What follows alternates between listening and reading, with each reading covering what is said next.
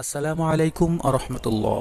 আজকে একটি অন্যরকম ভিডিও নিয়ে এসেছি, যেখানে কথা বলবো পৃথিবীর 5টি ভয়ঙ্কর কবরস্থান সম্পর্কে। কবরস্থানের উঁচু উঁচু বড় বড় গাছ এবং শান্ত পরিবেশ হয়তো অনেকেরই বেশ শান্তি আর মনোরম লাগতে পারে। এছাড়া ইসলাম ধর্মে কবরস্থানকে পবিত্র স্থান হিসেবেও ধরা হয়।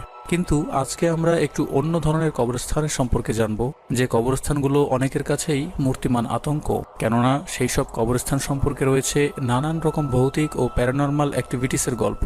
স্থানীয় বাসিন্দা কিংবা দর্শনার্থী অনেকেই যার চাক্ষুষ প্রমাণ।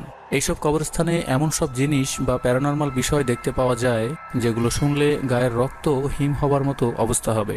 আবার কিছু কিছু কবরস্থান সম্পর্কে এমন সব বাজে ও ভয়ানক কথা শুনতে পাওয়া যায় যা শুনলে আপনিও হয়তো আর ওদিকে যেতে চাইবেন না। তাহলে চলুন কথা না বাড়িয়ে ভিডিও শুরু করি। পৃথিবীর ভয়ঙ্কর 5টি কবরস্থান। 1. ওল্ড ইয়াহুদি কবরস্থান। এই কবরস্থানটি ইউরোপের সবচেয়ে বড় কবরস্থান। ইয়াহুদিদের জন্য এর থেকে বড় কবরস্থান ইউরোপে আর দ্বিতীয়টি নেই। 1600 সালের দিকে এই কবরস্থানটি তৈরি করা হয়। আর এই কবরস্থানে প্রায় 15,000-এর মতো কবর রয়েছে।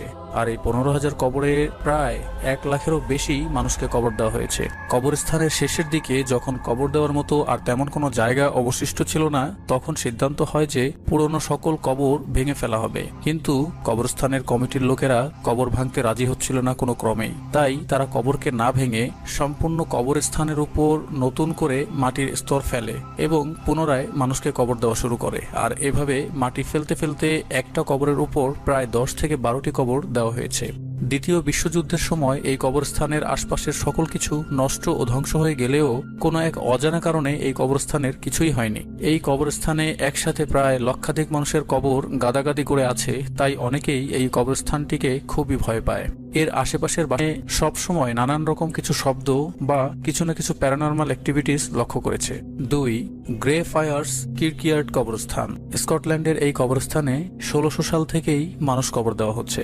অনেক স্বনামধন্য স্কটল্যান্ড বাসিন্দাদেরকেও এই কবরস্থানে রাখা হয়েছে মৃত্যুর পর। দিনের আলোতে এই কবরস্থানটিকে অনেক শান্ত আর সুন্দর মনে হবে, কিন্তু সমস্যা শুরু হবে সন্ধ্যা অর্থাৎ অন্ধকার নামার পর থেকেই। এখানের প্রায় সকল কবরের সামনেই আঁকা রয়েছে মৃত্যুর ছবি, কঙ্কাল ও বিভৎসভাবে লেখা রয়েছে আত্মহত্যাকারী মানুষের কাহিনী, যে ছবিগুলোর ওপর শ্যাওলা পড়ে ঢেকে গেছে এবং রাতের আধারে এইগুলো খুবই ভয়